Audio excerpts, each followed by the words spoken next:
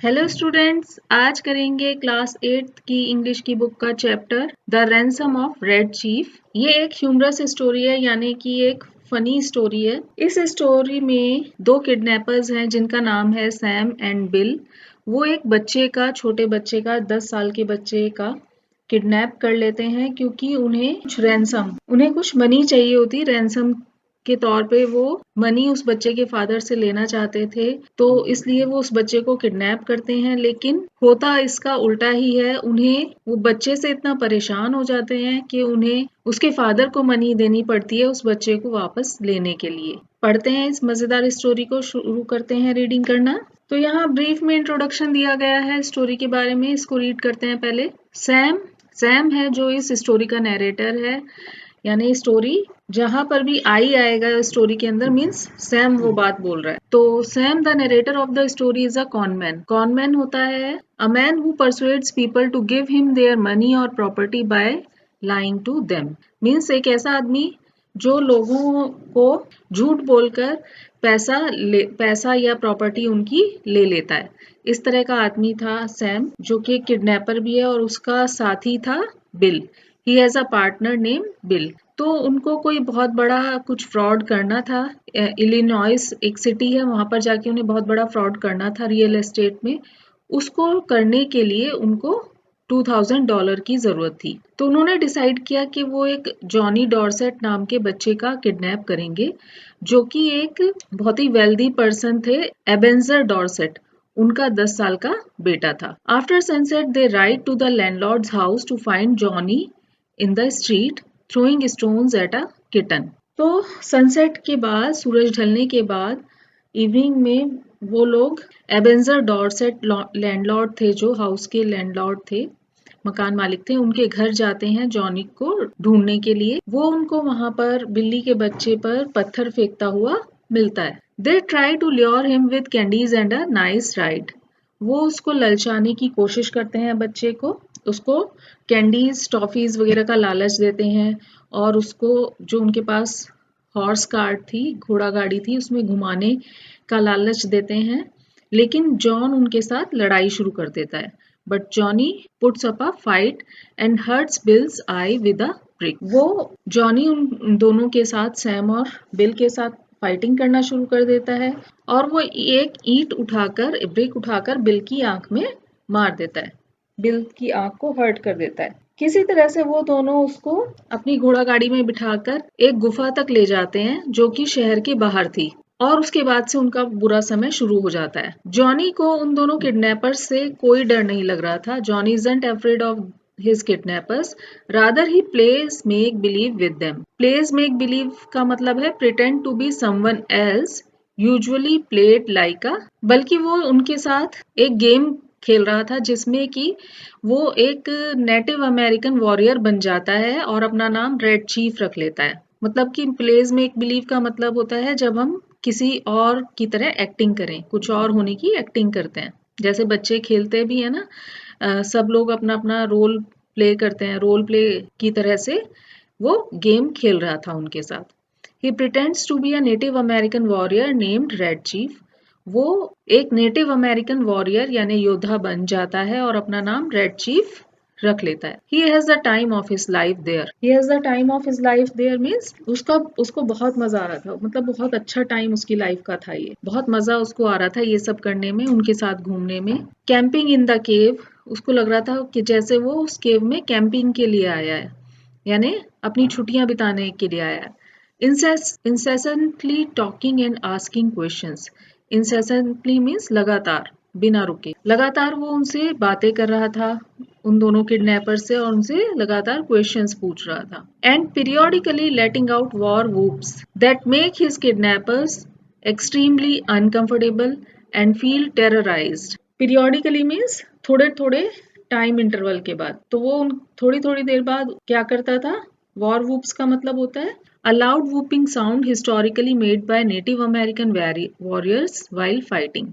Fighting के समय जो आवाजें आती हैं ना, उस तरह की आवाजें वो बार बार थोड़े थोड़े टाइम इंटरवल के बाद निकालता था, जिससे कि वो जो दोनों किडनैपर्स थे वो बहुत ज्यादा अनकंफर्टेबल फील करते थे, बहुत ज्यादा परेशानी उनको होती थी और वो बहुत ज्यादा डर भी जाते थे उसकी इस तरह की आवाजों से। Johnny tries to remove Bill's scalp with a knife. जब जॉनी उन लोगों के साथ उस केव में था तो उसने एक बार बिल की जो स्किन थी, उसके हेड में जो स्किन थी, स्कैल्प बोलते हैं हेड पे जो स्किन होती है, उसको भी नाइफ से उसने निकालने की कोशिश की। Sam intervenes but later worries that Johnny will try to burn him at the stake as he had threaten to do so. Intervenes means होता है comes in between to stop an ongoing action. तो जब bill को परेशान करता था, Johnny जब bill को परेशान करता था तो सैम बीच बचाव के लिए बीच में आता था, लेकिन बाद में उसको भी ये चिंता थी कि जॉनी कहीं उसको बर्न ना कर दे। उसको एक वुडन पोल था उनके पास जो कि एक भूसे की ढेरी के साथ लगा हुआ था, कि भूसे की ढेरी के अंदर एक वुडन पोल उन्होंने लगाया हुआ था, तो कहीं जॉनी उसको उससे बांध के बर्न ना कर दे, क्योंकि उसने ऐसे करने की धमकी दी थी। Afterwards Johnny not only slips in a hot potato under bills shirt but also flings a rock at him that hit him behind the year. उसके बाद जॉनी ने एक गरम गरम आलू बिल की शर्ट के अंदर डाल दिया। ना केवल इतना ही बल्कि उसने एक पत्थर का टुकड़ा भी उसके ऊपर मारा, उसको देकर मारा, जो कि उसके कान के पीछे जाकर लगा। इस तरह से किडनैपर्स को इतना परेशान कर दिया कि वो बुरी तरह से बहुत ज्यादा उनका टॉर्चर हो गया उस बच्चे की वजह से। तो ये था इस पूरी स्टोरी का थोड़ा सा इन्होंने ब्रीफ किया यहाँ पे।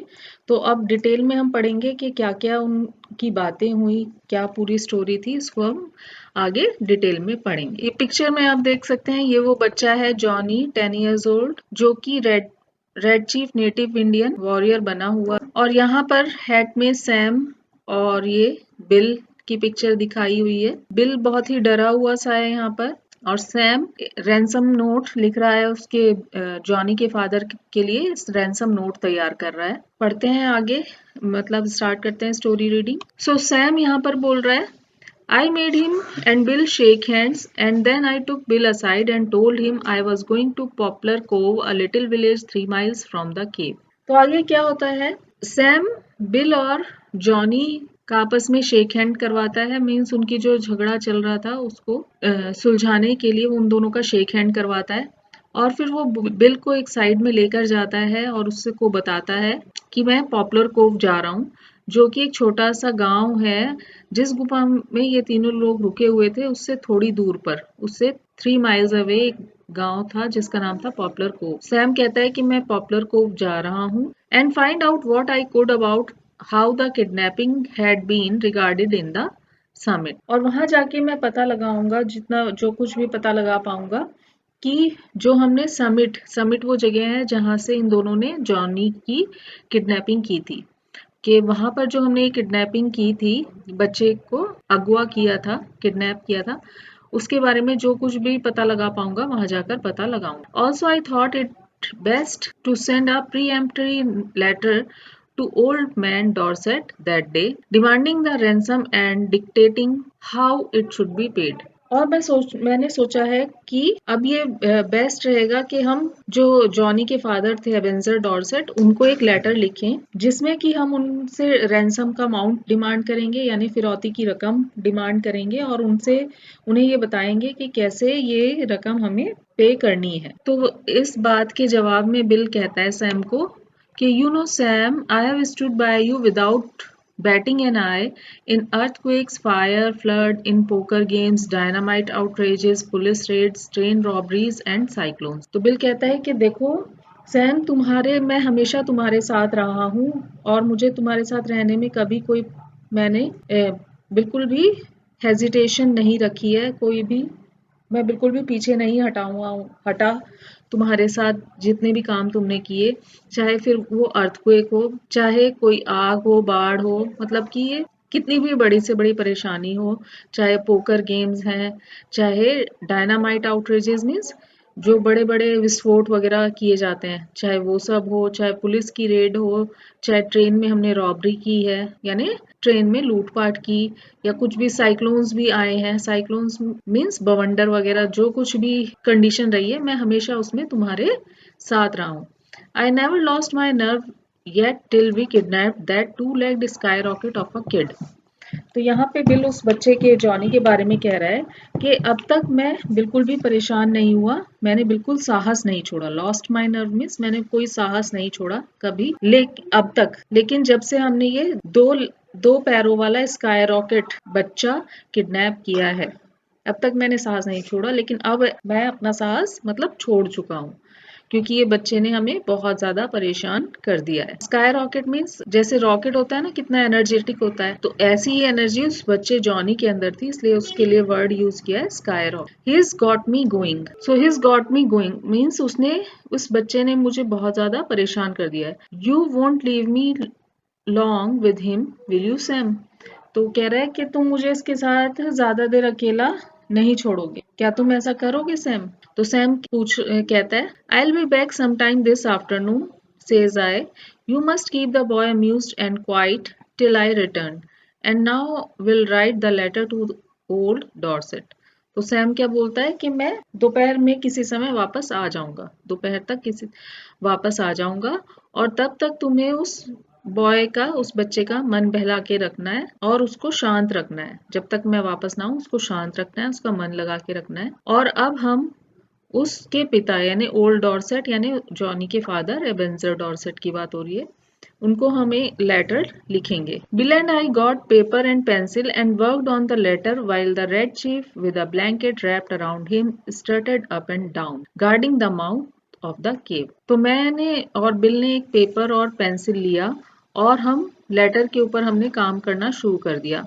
जबकि उस समय रेड चीफ यानी कि वो बच्चे की बात हो रही है जॉनी, वो क्या कर रहा था, एक ब्लैंकेट को अपने चारों ओर लपेट कर गुफा के बाहर पहरा दे रहा था। Guarding the mouth of cave means गुफा के बाहर पहरा दे रहा था, और वो बहुत ही ज्यादा स्टर्टेड का मतलब होता है walked in a proud way with a chin up and head held high, और वो बहुत ही घमंड के साथ सिर ऊपर करके आगे पीछे ऊपर नीचे चल रहा था, गुफा के दोनों तरफ इधर से उधर घूम रहा था। Bill begged me tearfully to make the ransom $1,500 instead of 2,000। Bill ने मुझसे प्रार्थना की, बहुत ही रोते हुए मुझसे प्रार्थना की, बहुत ही दयनीय शब्दों में उसने कहा कि प्लीज जो रैंसम का अमाउंट है, जो फिरौती की रकम है, उसे कम करके $15,000 कर दो, ना कि $1,500 कर दो, ना कि $2,000।